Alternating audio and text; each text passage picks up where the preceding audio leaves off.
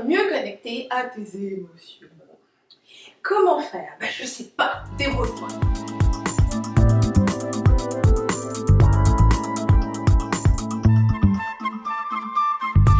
Le truc avec cette question, c'est que ça laisse sous-entendre que tu ressens pas. Je veux dire que tu ne sais pas ce qui se passe en toi, alors qu'en réalité c'est faux. Je sais que plusieurs dans la communauté vont se considérer comme hypersensibles. En tout cas moi c'est comme ça que je me suis toujours considérée, comme étant hypersensible. En réalité ce mot je ne le connaissais pas, mais je savais que je ressentais plus fort mes émotions que les autres. Et je faisais semblant. Donc quand j'étais dans une situation, si je ressentais quelque chose qui semblait en fait totalement dénoté par rapport à la situation, eh bien je masquais l'émotion, je la travestissais. Donc je rigolais quand je ressentais, quand j'étais vexée, ou bien je disais que c'était pas grave, qu'en réalité ça m'avait fait de la peine. Enfin bref, j'étais constamment en train de travestir mes émotions. Donc je pense plutôt que quand je reçois une question comme comment être mieux connecté à ses émotions, c'est réellement comment agir en fonction de tes émotions. Et c'est ce que je vais te partager en fait. Qu'est-ce que j'ai fait réellement pour être en mesure d'agir en fonction de ce que je ressentais réellement et non par rapport à ce que la situation me disait ou ce qu'on attend comme réaction normale face à n'importe quelle situation. Donc, la première chose que j'ai fait, la première étape, c'était simplement de valider ce que je ressentais.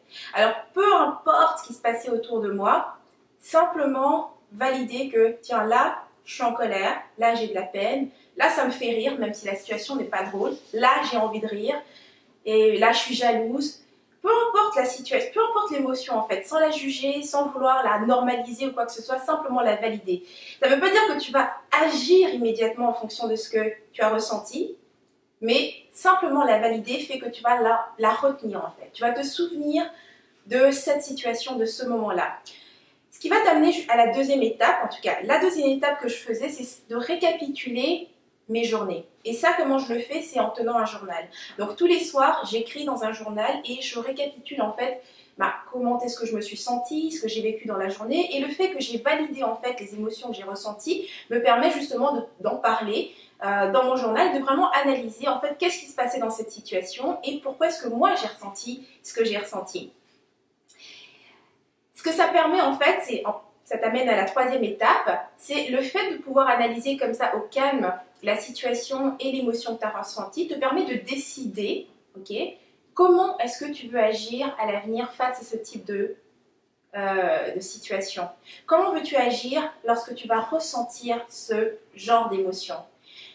Parce qu'il ne faut pas confondre agir et réagir, tu vois. Il y a des personnes qui agissent comme ça au quart de tour, elles ressentent quelque chose et bam, tu as la réaction tout de suite. Et souvent ça va...